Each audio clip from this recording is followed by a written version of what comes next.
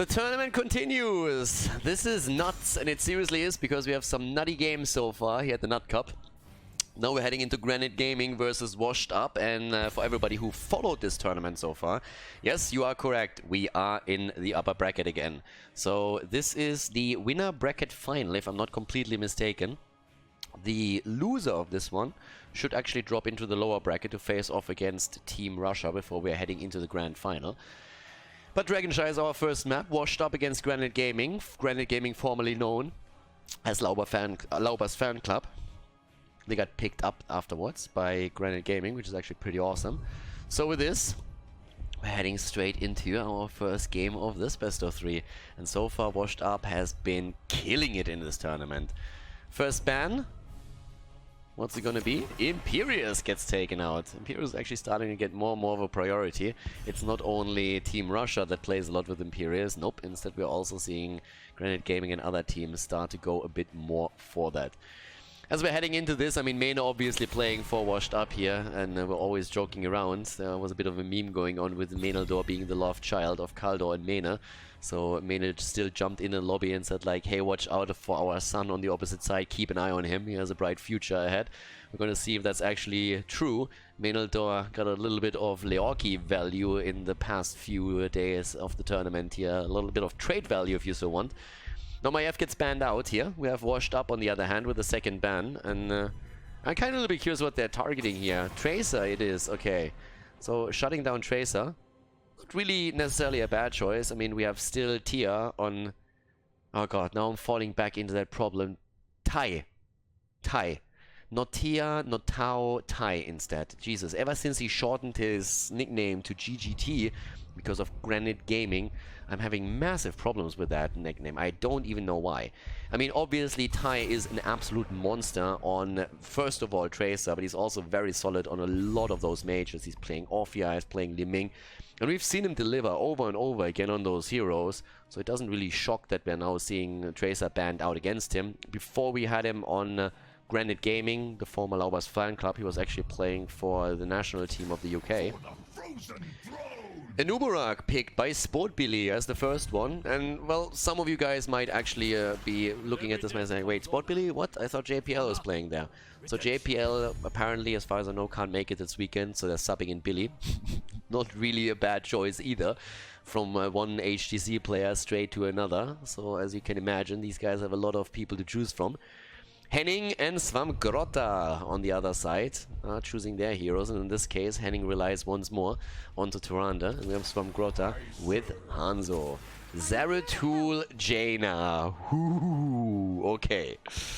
Now, we had a couple of nasty combos from Washed Up in this tournament already. I mean, who can forget against coming through on Infernal Shrines, the Mighty Gust of Hazuops that got immediately followed up by a nano-boosted Jaina, aka Mena, who dropped the ring and just destroyed an entire team. So in this case, that Ana gets immediately banned out. No nano boost for you, buddy. But still, having Mena on Zeratul, again, could be swapped, but still, could be the choice here. Putting the Void Prison into play and then just following that up with additional damage through Hazuops and his Jaina, that is still in a sick setup. That Ring of Frost would hit hard. And that already is a fantastic start into the game here. Now, of course, the question is, can you still maybe rotate around the opponent? What's going to be the macro approach from Granit Gaming in terms of bans? Ana, because of the Nana boost, got taken out first of all. GARROSH gets banned out too, so Lauber can't rely on that. But what's the picks now on their end? They're probably going to wait with the pick for a tie towards the end, unless they have something specific in mind here. But he has shown to be pretty flexible. Could see Liming actually against the Nubarak, always a good choice with the disintegrate if they really want to make sure that they get that. But again, double mage are we going to see that on the other side? Highly doubt it. But we see Alarak instead. Alright, tie on Alarak and Lauber on ETC, his trademark hero, with a TYRANDE combo. So trying to get the power slide into the stun setup here. So we're going to see that happening. Khaldor is the last one that we're missing out on, and he's usually the offlaner. Smexy for the support, Eternal for the offlanes. That's the two that we're missing here still. Let's see what we have for Dragonshy. Is it going to be the URL pick? Vikings! Eternal on the Vikings, baby! Okay, I'm sold already. Smexio on Rhaegar, Eternal on Vikings, and what's the last pick now for Menaldor? What's going to be the choice for him to just shift this around? And this is actually awesome. Vikings on this map have been played in the past by Shad, Lucifer, and a couple of others, and the idea was oftentimes to proxy waves on the top lane with Balog, and I really want to see if that's part of the strategy that they're using here right now. Dragonshire is our map. There's Leoric. Ladies and gentlemen, game number 1, Dragonshire, washed up, going up against Granit Gaming. Game number 1, Granit Gaming against Washed Up, as we are heading into the first game of the best 3 of 3 series here. And we are actually, besides a pause in the early game, we're getting a Vikings game. I'm pretty happy about that. It's going to be super cool to see how that works out. Someone else that is also pretty hype about this is Alarak, because it makes it a little bit easier in a fight, maybe for him to also complete his quests properly. On the left side, as we're heading into the first game, we have Henning on TYRANDE. We see Menaldor on Leoric. We have Svamgrotta on Hanzo, Lauba on ETC, and Tai on Alarak. On the right side of the map, Smexi with Rhaegar, Hazobs playing Jaina, Sportbile on Anuburak, Main on Zeratul, and Eternal as the offlaner is playing the Lost Vikings. And as our game continues, we're going to find out if the Vikings are actually strong enough to take them down here. I mean, obviously, we're having Washed Up in a bit of... they're definitely the favorites in the series, let's put it like this. They are the team that qualified first for Division S for winning the first qualifier. They are the team who have so far had a fantastic run through the upper bracket. Granit Gaming had a bit of an easier path there, arguably. But obviously, it doesn't take anything away from them being a strong team. They can definitely take down Washed Up if these guys make a mistake. And look at the build. Explosive attacks on level 1 already. So pretty much what I called a bit earlier. We have seen in the past builds that oftentimes try and move Balog over here straight into this area and try to proxy those waves. What that means is pretty much that those minions never really arrive here. And that means Leoric has always to stay at the gate, or the top laner in general, has to stay at the gate and make sure that he receives those minions that are pushing through without any resistance to take them down. And it more or less makes it impossible for the top laner to get access to the shrine. So you pretty much accept that the top lane is always going to be a loss for you. And it's a massive, massive issue when you are having also problem in your foreman and your bottom lane, for example, can't hold on to this either. So that's one of the things that we're definitely going to keep our eye on if that's going to be the play there in the end. But you can already tell that we're having Eternal setting up Eric here at the side, where Balog's still rushing around, and this should at the end of the day be the idea behind all of this. And they're pretty much foremanning it most of the time now already. Trying to go for the camps here, holding the experience with Olaf in the middle. Tai is getting a bit of damage out, but still. But once that the shrines are activating, this is really the most important part, because if you keep an eye on the minimap, you will see at the top lane, especially these rotations that I just highlighted. And already there's pressure that forces Granit Gaming to move towards the bottom and deal with this situation here as well. 4 heroes now committed to this pretty much, because Alarax is still close enough. Now the shrines are taken. And up to the top lane, as you can tell on the minimap, Leo just can't really do anything about the shrine. So that puts massive pressure onto the mid lane. And with Tai already about to fall, this could actually be an early Dragonite as well. Now, experience here is gathered. They're going to make the rotation now down to the bottom. Leo is holding on to this for now. But Eternal is going to be able to move away and back in just a few seconds. And once that he has additional talents available for himself, he might also be able to proxy those waves, as already mentioned earlier. So, still getting the waves, getting the minions at the top. Eric is toying around with Leo, and as long as Eric doesn't die, Leo is going to have a tough time here. If Leo, on the other hand, gets the kill against Eric, he gains back some control over that lane. The fight here straight on the bottom. Now, Alagric is of course back. The kill was so early in the game that it didn't yield too much of value because the death timers are still very low. Here we're having now Eric the Swift taken, so not a full Balog build that we're seeing here. Eric the Swift chosen so that you have more sustain on all of the heroes, especially Eric of course. That helps you to keep the control at the top. And this is exactly what you're seeing here. So Leo is trying to escort some minions into the wall. He's trying to make the play here. Olaf actually falling in the middle gets taken out. But yeah, this one you can't win. Khaldor can't do anything here. So he's just sitting there trying to get some control, but whenever another minion wave comes through, he has to move back into the lane. So this is pretty much already a lost cause. We're still seeing Hazops at the bottom of the map trying to defend the wall itself, whereas his teammates are going for a camp, which of course is going to give the Vikings a bit more push power at the top lane and offsets that balance even more. Yeah, we still see it down to the bottom of the map, the control taken on the Shrine by Granit Gaming, and this is the one where the foreman is going to focus on. So Zeratul is still mid lane, but can at any point rotate down. And top side, we're actually having a kill attempt against Balog. That didn't quite work out. Down here, there's damage output, of course, too. Eric dies top side. He's going to be back soon, though, because he's swift. Get it.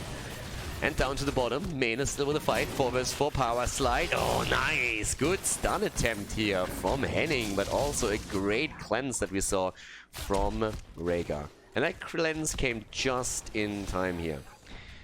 Now again, the wave is pushing through, and now for the first time Khaldor is actually able to get the top control, because Eric isn't there yet. But at the bottom, the Shrine is contested, and that means they still don't have the double Shrine control that they want. Balog dies now too. Eternal needs to be a little bit careful in that. Jane at the bottom of the map dies, and she's not the only one. We're having at the same time also Hanzo taken out. So kill for kill, if you ignore the Viking kills for a second. Sport Billy, again attack, but he's not the only one. Nah, Henning dies, Tyrande is dead. We are having a bit of a slaughter down here. Ty is also dropping. Lauba, the only survivor. The cow is still on the board. Experience still soaked in the middle by Eternal. Eric is up at the top, but that's Experience missed. That's a bit of an issue here. Still dancing around here, and quite successfully at that. Ring around the rosy, where Khaldor is attempting to somehow get control of this, but he won't. But with the help of Swamp Grotto, that should actually be a kill. And it is! So they're starting to hunt Vikings. Normally that's not really a great idea, because if you commit resources to the Vikings, this means that those heroes are missing somewhere else on the map, and it allows your opponent to make a play. So for now, we're seeing still at the bot lane, Lauba trying to hold the Experience, hold the fort quite literally. Mena is the one dancing around a bit and securing the Shrine, but the rest of the team has now taken the Bruiser camp, and that allows them to go in with a double camp. And that brings us back to the point made earlier. Swamp Grotto is just now arriving because he was busy dancing with Vikings in the mid and top lane. So this heavy push with the double mercenary camp is now yielding not only the entire wall, but it bursts through even more and creates space on the map that Eternal immediately uses to gain more experience, push this out. At the top side, Khaldor is trying to play around with the 2 Vikings. He's actually able to gain at least some control over this, but we have earlier level 10 abilities now for Washed Up, and they're using it with a quick Void Prison. There's the ring, baby, and that's the double kill right there. Tyrande down, and well, you get, well, they might even get the kill against Lauba here. After the cocoon, and yep, they get a triple kill. Trade a Viking for a triple kill. That's a trade well worth it, and obviously the pressure is now on the bottom of the map where the fort is even threatened to fall. Leo is still trying to hold on to this so that the Dragonite can't be taken, but Hazops is also now moving in and is finally putting an end to that and saying like, dude, you're not gonna get this one. That just ain't happening, and we are looking very likely at the first Dragonite of the game. Already Eternal in position, the channel starts, he gets it, Alarak is at the bottom, but Ty is not able to make the play in time. Mena eats the damage but gets away, and the Dragonite is busy in the mid lane taking those turrets down. Breath of Fire angling to the side so that only one tower attacks, even if there are no minions to soak the shots. Getting the Dragon Breath through for the wave. Yeah, and Swamp Grotto. Ooh. ETC Power Slide. Oh my god, there we go. Gets the stage dive into Power Slide. Hazops, on the other hand, still survives, but things get worse as Khaldor drops the Entomb. Lauba might have the cooldown ready for the Power Slide in a few seconds again, and indeed he does. Hazops falls. The stun of Tyrande doesn't connect it because he pushes it out, but that was still a quick kill. And of course that also means that no one dealt with the Dragon Knight in the meantime. So we're having the GK push through the wall at the top and already working on the fort itself. And since there's only Eric in there, you can sacrifice him too. You can get the max damage out at this point. And it looks like we might even see that fort fall completely, because Leo is still busy trying to deal with the minion wave. Eternal is there, and that's the fort. Early fort already taken. Bit of an invade down here. They're trying to take the camp and maybe also see if someone else falls into the trap. Don't make the play for the camp yet. Smexy is actually starting to take it shortly after they move away. Lauba has seen it though. Smexy trying to also guard this with a healing ward. Well, scouting it out, you know, so that if someone moves in, he sees it early, so he doesn't get stunned. Can't get engaged upon. For example, Leoric goes in and he doesn't see it early on, and there's a quick entomb and a follow-up. Might still be the kill against him. So he's playing that super safe here. Mena has also the Void Prison ready, so if someone moves in, he has the arrow, hits only one, Void Prison is used, hits 3, Hazops with the ring, and there it is, but they can't get the kill. Instead, it's Hazops who's all of a sudden afraid for his life. Fantastic entomb, but is it enough to get the kill here? With Lauba's help, it might be, and indeed it is. But Lauba is really deep now. Yes, he got the kill, but he exposed himself quite... Wait, what? Lauba actually gets away. Alright. Spot Billy got a little bit confused through that corner here. But of course, that doesn't really change the fact that the top lane has seen mad value in the meantime. This is the big problem if you're going up against Vikings in this case. Yes, you're taking a couple of kills, you're taking a couple of fights that are looking good for you, but at the same time, you're starting to lose the map. And that's exactly what happens here. There's 4 kills against 7, 14 against 13 on the experience board. The bot lane fort might actually fall, but the Vikings are still getting the damage in on the Bridge of Death, and things are starting to become spicy here. So yeah, Lauba, our little ETC god, survived, but they sacrificed structures as a result. And now we're having, of course, with the level 13 talents, also jump. Just going to make it easier for the Vikings to move away here. Already everybody trying to move back for the mana in particular. Down here, seeing an attempt to go for a quick kill against Smexy, but that didn't really work out. They're still holding on to the fort itself, which is pretty cool. But yeah, Eternal is now just pushing these waves out. He has a spin to win, of course, as well, on level 7. And with that said, he's continuously pushing this. And we're seeing in the interrupt attempt for rotations from Eric the Swift in the middle. Good attempt also from Granit Gaming, by the way, to go for the bottom bruiser camp.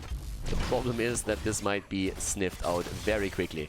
And yep, there it is already. All 4 of them looking into this. And Leo just can't keep up with Viking pressure that's all across the map. So we have for now both of the shrines taken, which means that also someone has to stay in the mid lane. Eric actually falls here, but at the bottom of the map the fight is another matter entirely. Ty is completely isolated, the arrow doesn't hit anything, and instead they're trying to make the play for the camp, trying to make the play for a kill, but Mena, barely jumps away from this one. Vikings are already ready in the middle because they were hoping to get the Dragonite. Didn't quite come to that. 16 talents are now on the board for Washed Up. But I gotta admit, it was actually well handled by Granit Gaming. I already thought there was definitely a kill coming. Of course, up to the top lane. Now we're having, again, Eric taking this one. The rest of the Vikings already jumping away in the middle. But yeah, bot lane, forward, low, top lane eliminated. It's a tricky scenario now. And the 16 talent in the hands of Washed Up doesn't really help Granit Gaming either. But they're making a lot of good plays here, and they're actually so far doing their best to control the map with Leoric and hope that the Vikings don't get too much value out of this. But now we have also the Largenin charge for Olaf, and that's actually a fantastic talent to use the Vikings in team fights and give them additional value simply by getting that stun out. And if that hits a backliner like TYRANDE or Hanzo, you can follow up on that. And obviously, down to the bottom of the map, Eternal is starting to get even more value as he's starting to go for the structures again. So yeah, the map is getting pushed heavily. Leo is the one to deal with it. Spin to win being used again. Leo trying to get some damage in against Eternal. That's not going to work out. And down at the bottom of the map, we are actually going to see the fort fall for sure. 16 versus 16 means then again that Granit Gaming might be able to fight here. Billy actually gets away. There could have been a lot more damage against him if they stacked their stuns properly. In this case, Granit Gaming scooted up slightly. So Nubarak didn't really get too much damage taken from him. Eric is already escorting the top lane. And again, it forces a rotation. We already have ETC trying to go at least for this one, so that he opens up a little bit more. But you can tell that we're having Eternal now just pushing this lane even more. Down at the bottom, we're seeing the Vikings being busy as well. The rest of the team tries to move in, as Anubarak has already prepared for a kill here against ETC. And yep, that's the arrow coming through from Hanzo. That worked, at least for now. Lauba, ooh, dodges most of it. Lauber! Oh no, this time he falls. This time he dies, and they're trying to make it a double and a triple. There's the second kill. TYRANDE falls. Ty is attempting to move away, but he's going to die eventually. That's the triple kill right there. The Dragon Knight has been taken by Olaf in the meantime, and they are moving down to the bottom of the map with him. At the top, the Keep has already taken damage, and the Viking macro game is just a little bit too much for Granit Gaming to handle.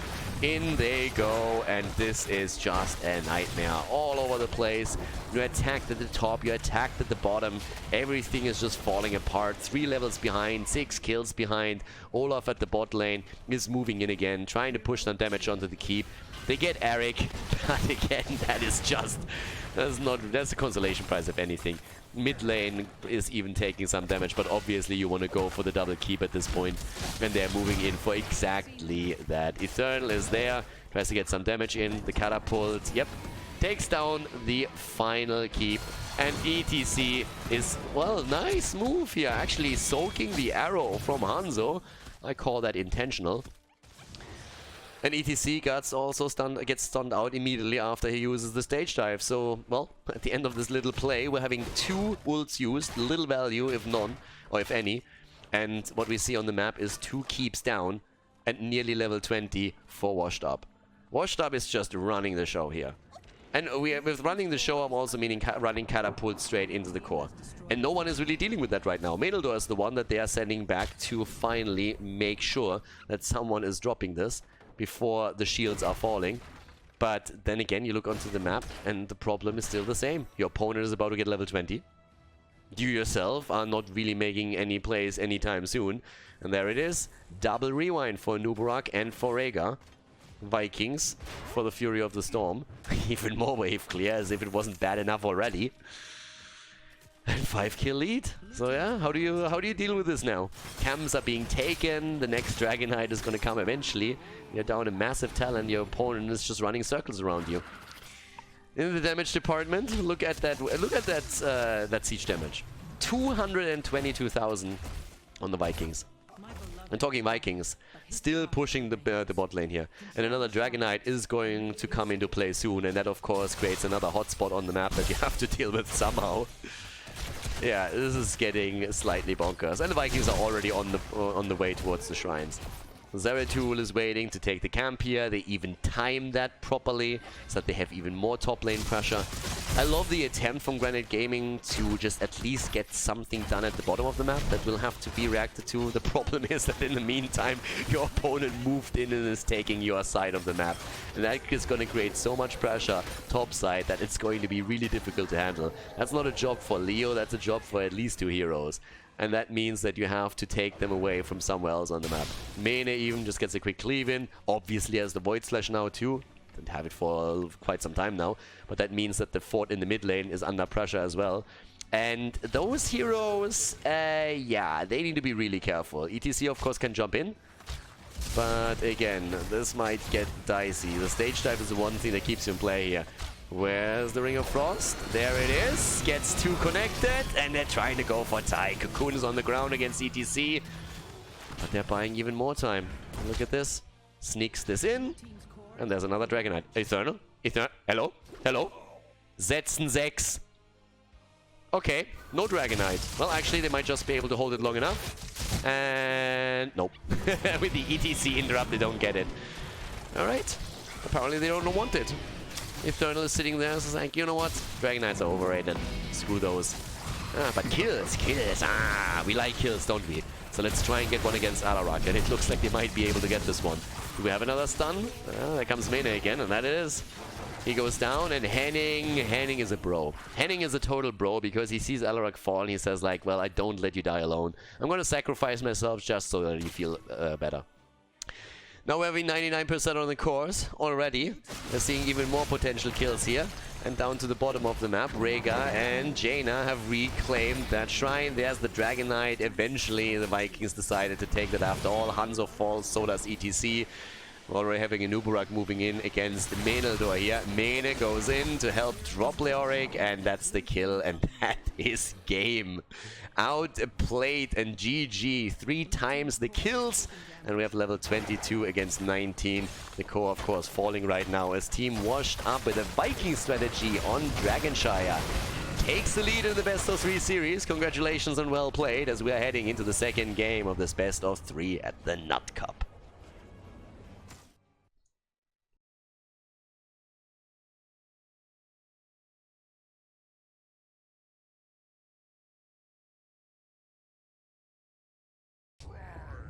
Vikings time on Dragonshire. That brought the lead for Washed Up as they take the 1-0 in this winner bracket final that we have now. And we're heading into our second game, which is going to be on Infernal Shrines. So let's see if Granit Gaming can bring it back or if they have to face Team Russia in the lower bracket.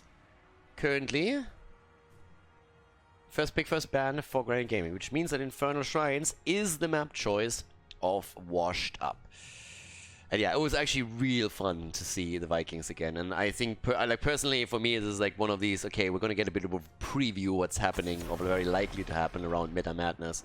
But the Nut Cup has been a pleasure to cast. We have seen so many good games, and it's obviously also a preview for Division S. So it's super, super awesome that we're seeing currently this many awesome plays here. With that said though, Zeratul gets banned again. I mean, normally Zeratul, Maiev get banned out. The question then is, do you ban Hanzo? We have seen a focus on Imperius with the bans, as Granit Gaming has played the hero a bit in the past. So Washed Up could look at that again. But it's Tracer that they first of all get rid of. Once more, no Tracer for Ty. This is pretty much the statement that they're making in their drafts, so far at least. No Tracer for Ty. Feels bad, man. But what else do you eliminate if you are Granit Gaming? I mean, Zeratul, not banned in the last game, immediately led to a Zeratul and Jaina combo, and that worked exceptionally well for Washed Up. Now Zeratul as so often is banned, and so is Anubarak.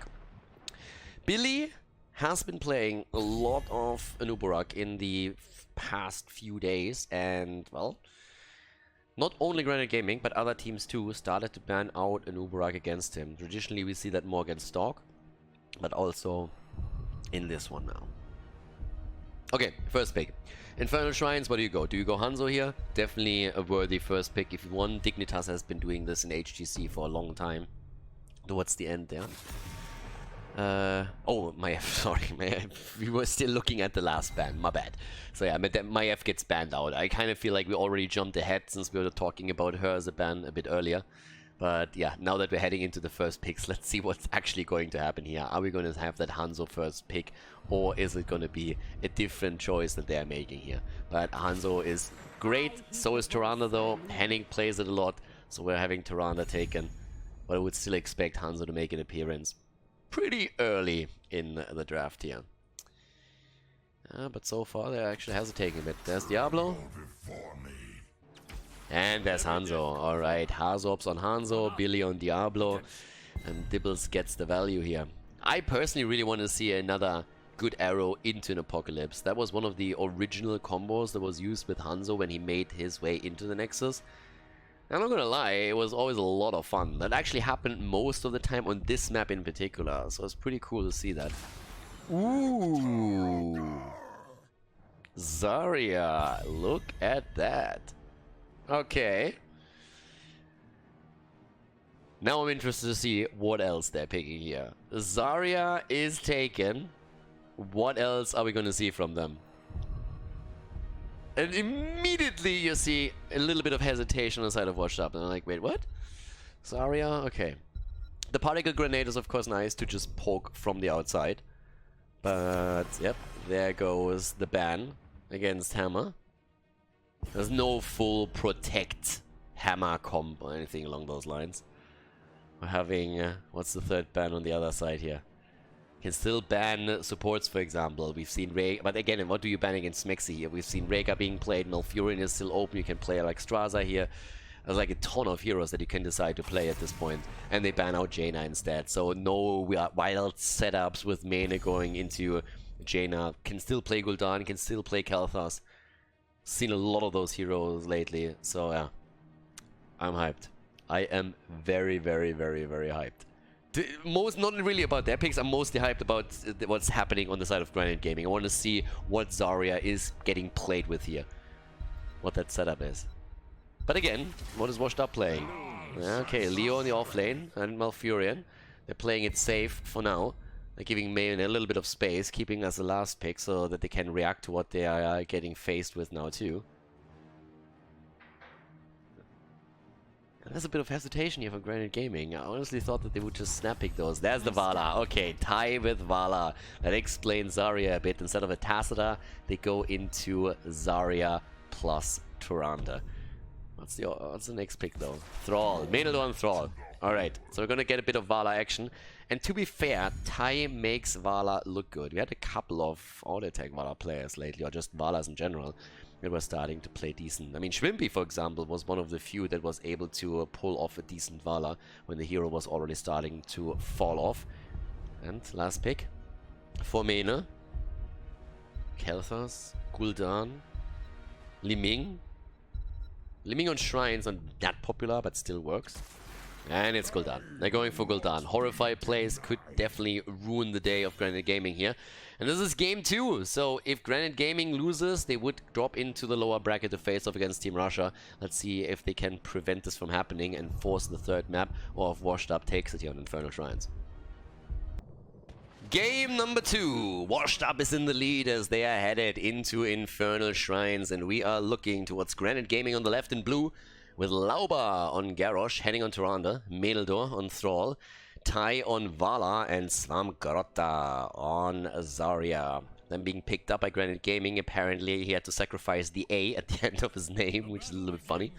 And on the right side of the map, Washed Up with Hazops playing Hanzo. We have Billy on Diablo, Main on Gul'dan, Eternal Leoric, and Smaxy on Malfurion.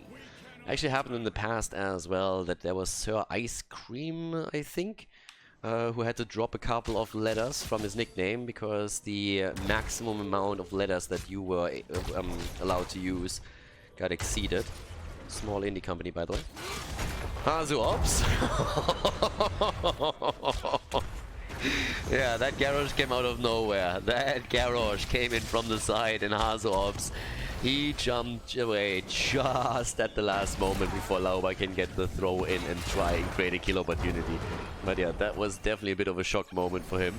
So well done. I mean, if you don't see Garrosh and you know that he's on the other side, you are going to see teams and players play a little bit more careful and be like, well, he has to be somewhere.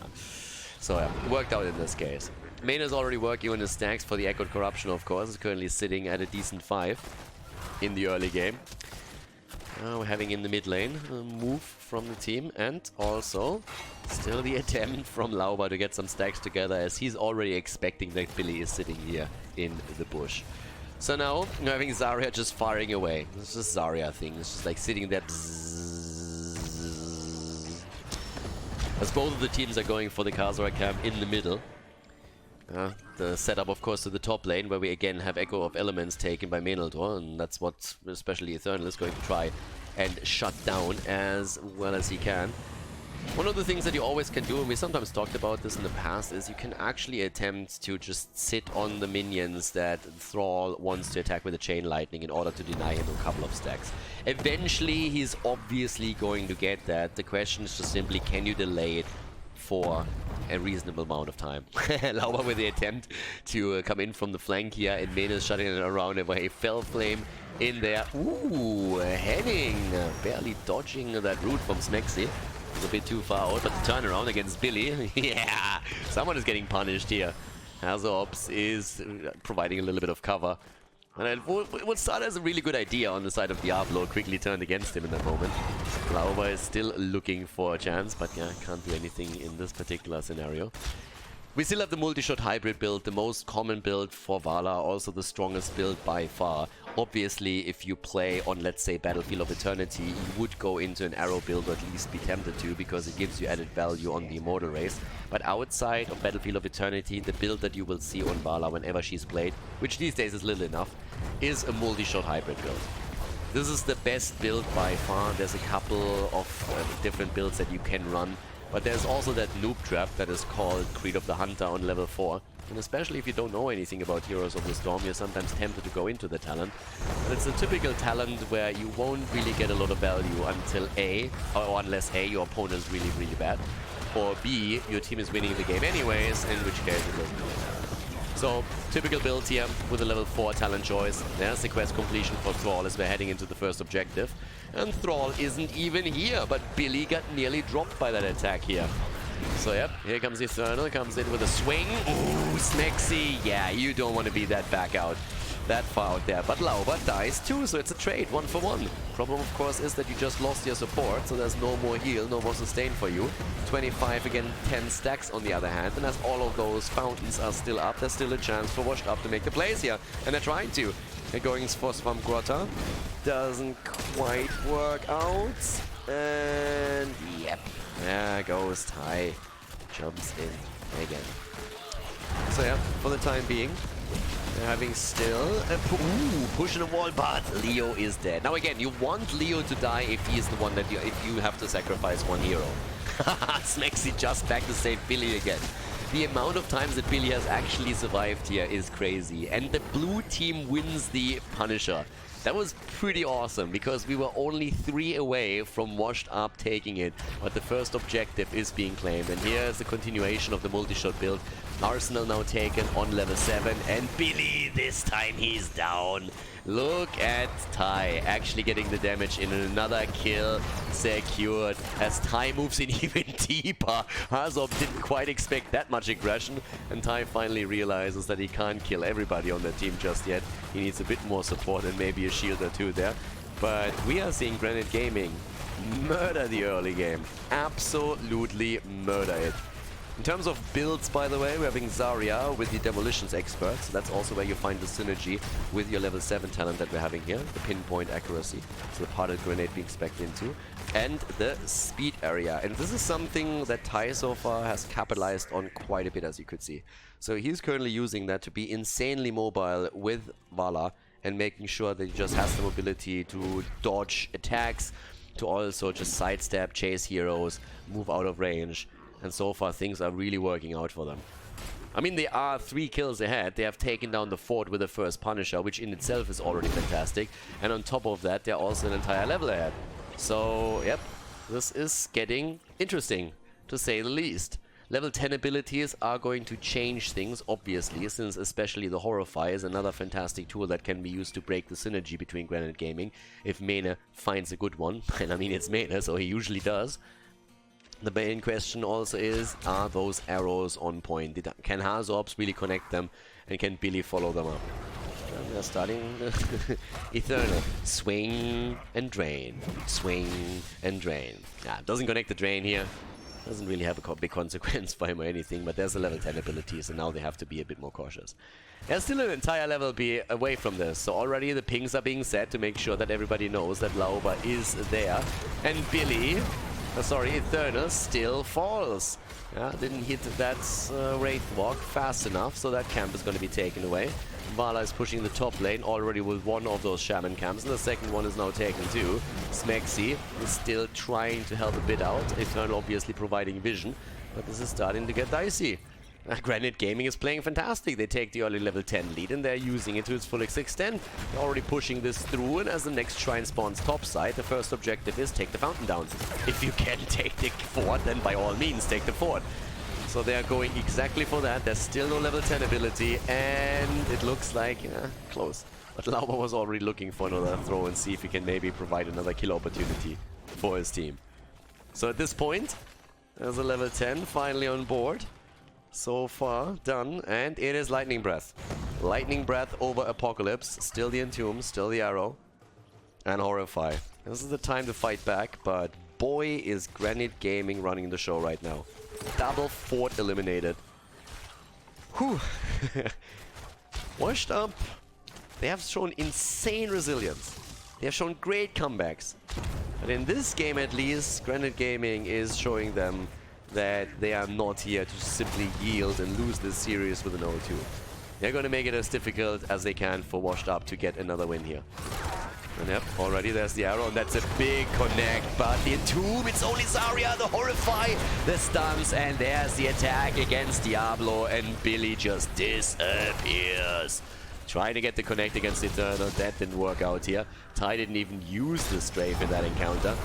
Yeah, Horrify. There was a lot of stacking happening actually with these abilities that we just saw there. Diablo didn't even have an opportunity to use Lightning Breath and get any value out of that, by the way. So now we're looking at a setup where 6 kills against 1 and an entire level lead are pretty much dictating the way this is going. And so far it's not going well, at least not if you're a fan of the red team. There's a big Punisher coming in at the top, and that also means that we're having an Arcane Punisher moving straight towards a keep with this setup. So, yep, this is not looking good at all for Washed Up. Damage output, if you're interested, 19,000 on Vala. Obviously also getting the siege numbers out there with the multi-shot build. One of the reasons why in this setup you're also getting a lot of value on the shrine itself through Arsenal, through your level 4. And Ty is just dancing around. The team believes in him, and so far he has justified that trust. They're pushing the top lane already aggressively, whereas only Thrall is on the point, on the shrine, to get those numbers. Leo is kept at the bot lane. The rest of the team is going in for the defense.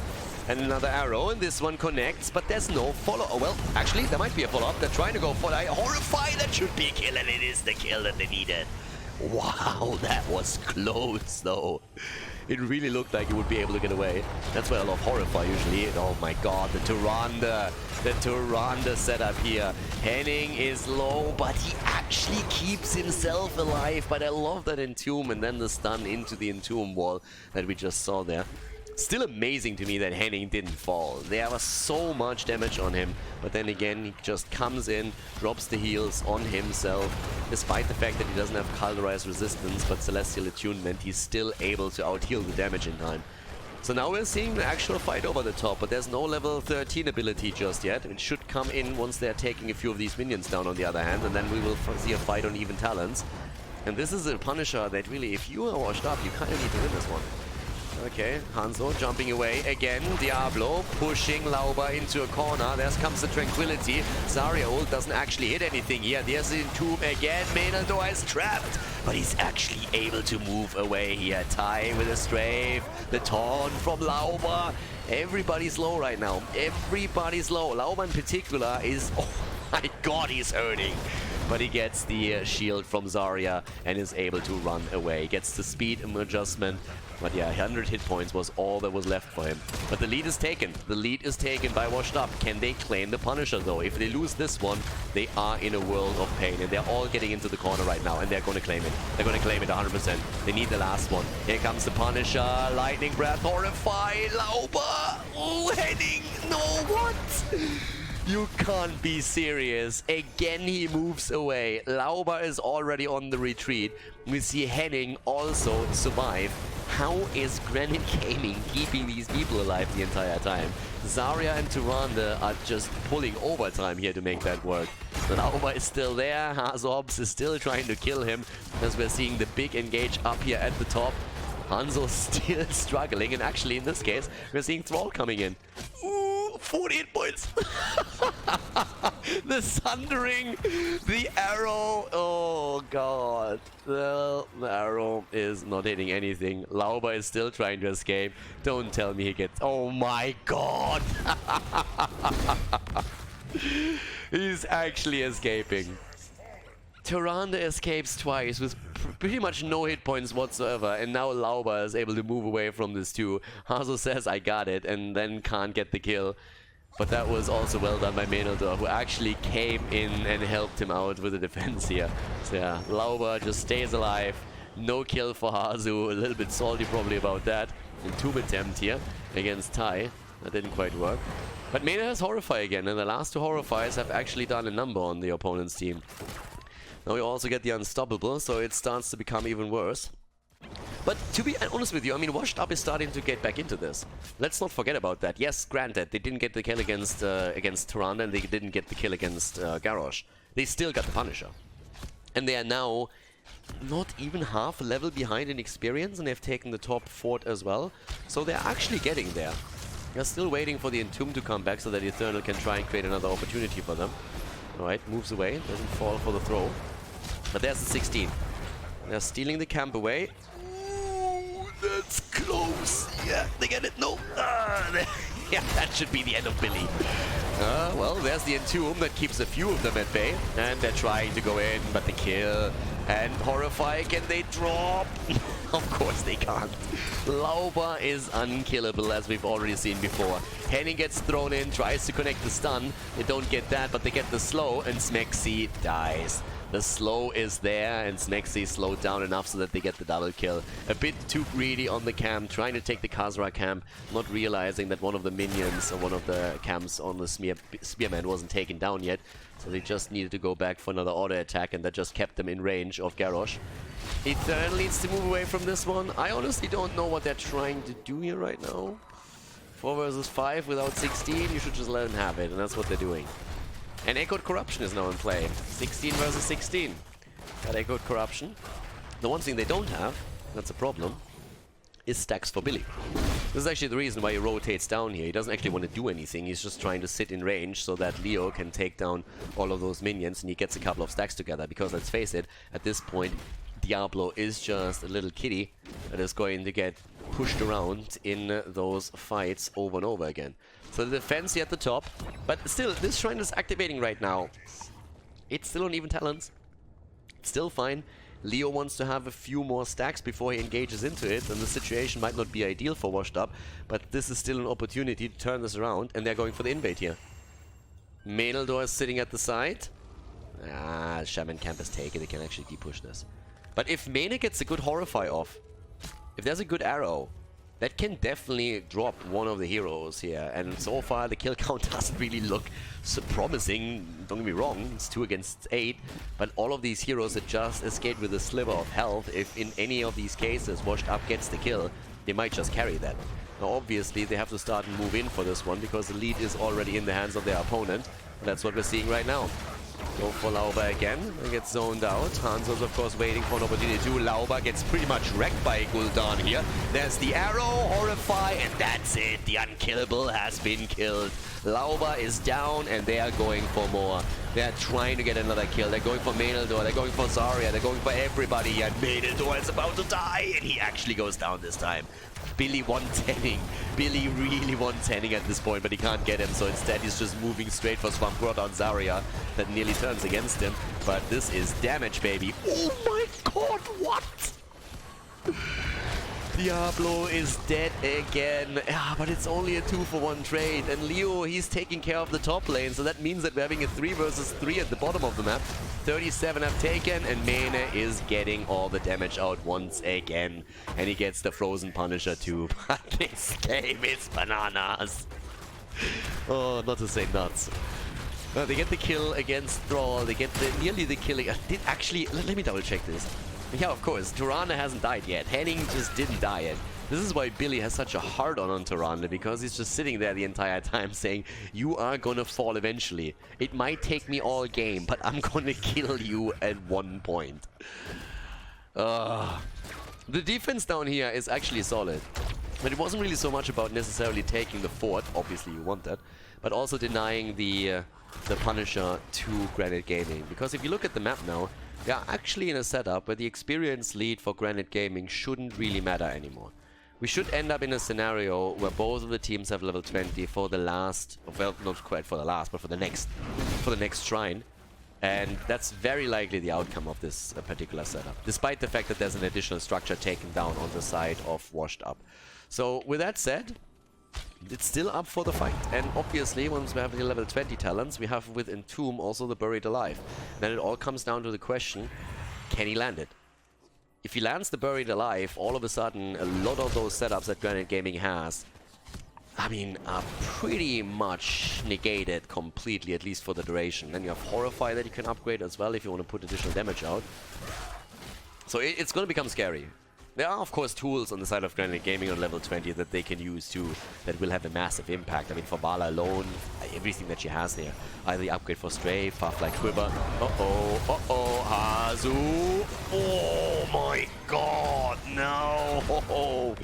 Oh, well, that is not supposed to happen here. Alright, they go with the Lightning Breath. There comes the Entomb. They're trying to buy a little bit of time, but there's the kill against Diablo. And we have another one potentially against Eternal. Well, no, he actually gets away.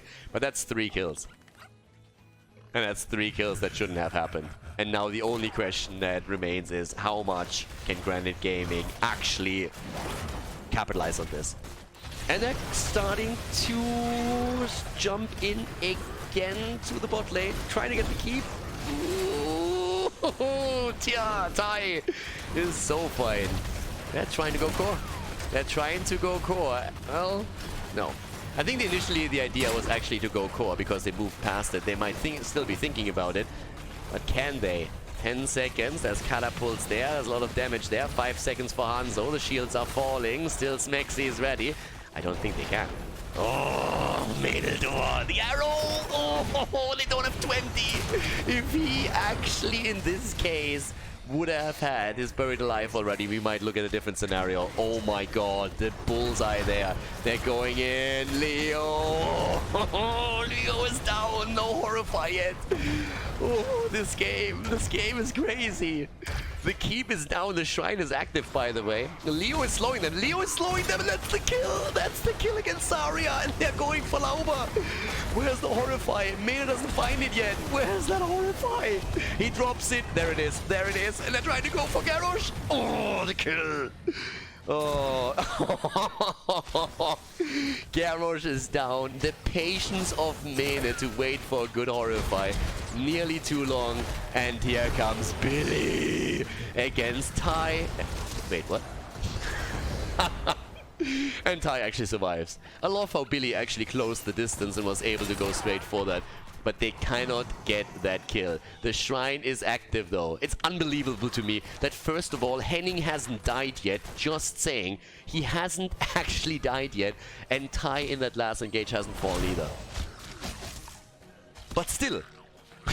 We are still looking at a setup where they're obviously going to try and end the game here. That's why we're having in the middle them already starting to poke against those keeps. Boy, this game. 13 kills against 7 and Washed Up is making the plays. Look at this. They're just wrecking that keep. But now they have to also be careful because they might not be able to take it down completely. Top lane is a bit under pressure. Someone should deal with this unless they are just saying, okay, we're going to YOLO middle anyways. What do we care about the keep at the top lane? And there's the Mortar Punisher. Are they going to defend? Doesn't look like it.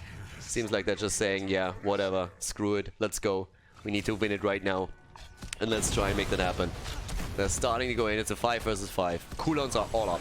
Everything's up here. And here's also the Haunt. Haunt. Bullseye. There's the jump. Entomb? No. Waiting.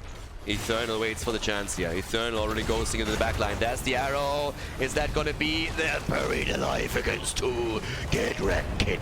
And as I say, they don't get anything out of it.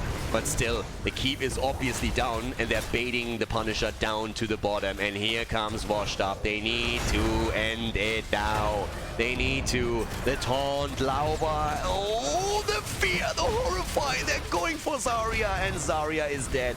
Zarya is dead, but Gul'dan is getting attacked, and Mena falls. Mena falls. Lauber. TYRANDE is dead. Finally, Henning dies. The game's over.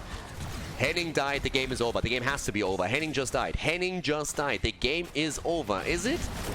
Doesn't seem like it. Game might be over soon though, because that core is taking damage and is taking quite a lot of that too. 84%, 83. Ooh, Hazu. Hazu is racking it. 75%, and this bad boy still has shields. Tai is murdering. 88,000 damage by him. And for some reason the game didn't end. I'm really confused. I thought once that TYRANDE finally dies, the game immediately stops and you're declared the winner. But apparently that's not the case. Can someone please clear up the rules here? This is confusing to me. The top keep, by the way, survived. Yes, only with a few hit points left, but still, it's in play, so that's something. And also, when we're looking over, we still have Diablo alive. And that's kind of important because he didn't lose the souls. So he still has the soul stacks here. But I just love the games that we get today. Seriously, it's just amazing. It's so much fun to see all of this. Alright, they're gonna try and make the play here. Someone needs to deal with the camp at the top lane on the other hand. Don't get me wrong, guys, but someone needs to deal with that camp. If that shaman camp makes it towards the keep, that's another keep eliminated, and you can't really have that. Okay, Lauber doesn't get the connect there.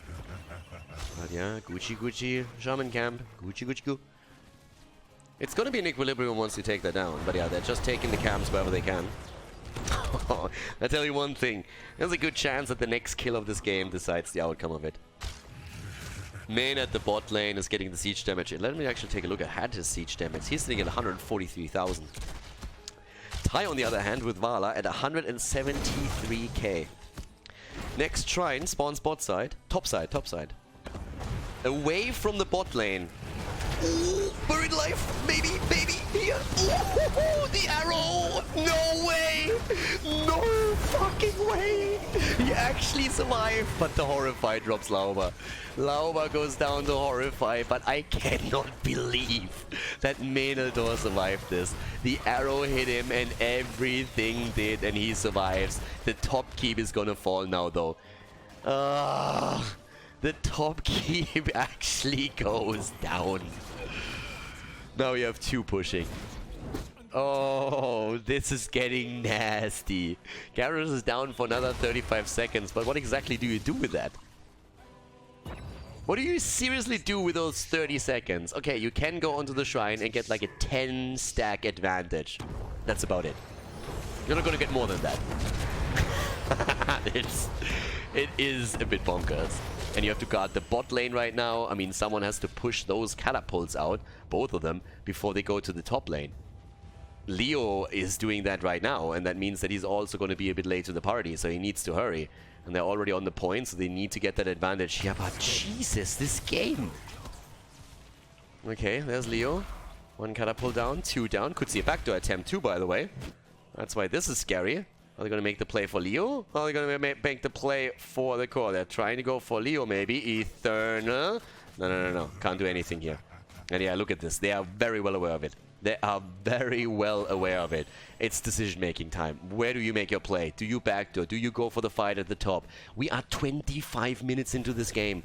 And the top lane gets pushed now by this camp. Bot lane has been de-pushed. Alright, Billy sees it. Lauber. Ooh, and he gets it! But there's the Hellgate. I'm nervous just watching this shit. Imagine playing it right now. Granit Gaming is looking for chances to win this, and Lauber connects so many of these, and he created an opportunity there, and he creates another one. The arrow is there immediately, but Billy is dead. He was there, and then he wasn't. All of a sudden, he is just gone. There's the Entomb. There is also the Horrify. Can they get the kill against Lauber? They can! Eternal is dead too, but of course Diablo's coming back. Oh my god, no, Hanzo. Oh, Mala! Mene! No, Hanzo! Everybody's dead. Everybody dies. Menaldor is dead too. 2 versus 3. This is crazy. And this is deadly. And yep, there's the pings. Immediately defend. Someone defend. And it is Gul'dan. Yep, need to drop those catapults. Look at the damage. Jeez. And he takes them. Oh, and talking catapults, by the way, that's not the only core that is being attacked by catapults. We have another attack happening in the middle here, but oh, these games, what? Alright, that is a 26-minute Punisher now. 26 minutes, and they are all visible in the map. How do you defend this? How do you actually defend this? Ooh, guys, I don't know. I mean, this is getting crazy. And they're waiting even. They're waiting for Hanzo to be back. Okay, here it comes. The one thing that you have to be careful of is the backdoor. Look at the vision on the minimap. You don't have vision of your opponent. They're flanking. They're flanking it. They're trying to come in from the side. Hellgate use. Oh my god, they baited the Punisher in. They baited the Punisher. Arrow, baby. And it doesn't hit anything. But the good corruption does. And it hits a lot. Whoops. He's dead. He's 100% dead. The frost shot alone takes him out there. But the problem is they're already here. And they're moving in. Are they defending? They're defending. They're not going to go for a core rush. Uh-oh. Hanzo is down. Hanzo is down. Is this game or not? That's the big question. The keep at the top lane is going to fall. And they're moving back. And they're moving back. No, they're not. Yes, they are. You can't be serious. We are actually seeing this continue. Lauba! That Punisher is ready for action. Yeah, but it's gonna fall eventually. They have still catapults there, and Eternal can of course move away, but the game is still not over, guys. It's still not over. Oh, damn. What a game. Okay, okay. Hazops is back.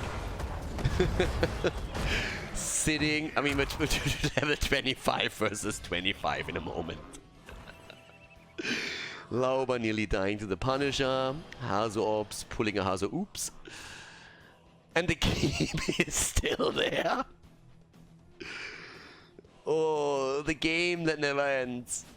Game 3 or a 2-0 victory? That's the question. That's the big question right now. 100,008 damage on Tai. 108,000. Look at the healing numbers. 130,000 on both of them pretty much. Oh, Lauba with a save, but the arrow. And they're trying to make the play now. Zarya is low, heading, and he's dead. Tyrande's dead, but so is Gul'dan. Gul'dan drops, and they're trying to make the next play. Menaldor, but look at Tai. Tai is low. Tai gets the shield, and he gets the speed, but the mace to the face drops him. Hazops is alive, and Menaldor is dead. There we go, a little bit delayed, but he dies anyways. And this should be game. I mean, this has to be finally it. You can't tell me that they're going to hold this longer. That can't be the case. This is the game where they are finally doing it, aren't they? They're moving in straight into the middle, and this is going to be game for sure. This is going to be the 2-0 victory. There is no way they're holding this again. Zarya gets attacked, Lauba with a place here, but it's a 4 versus 2. There's the buried alive, and Lauba gets wrecked. He is down, and Zarya alone, Overwatch hero, yes or no, still can't defend this on her own. It's not happening, no. That core is falling, that is game, that's a 2-0 victory, that's a grand final slot for Washed Up, as they are taking the win. They're dropping Zarya, they're dropping the core, and this is game as they claim the victory in Infernal Shrines and win the series with a 2-0 against Granit Gaming.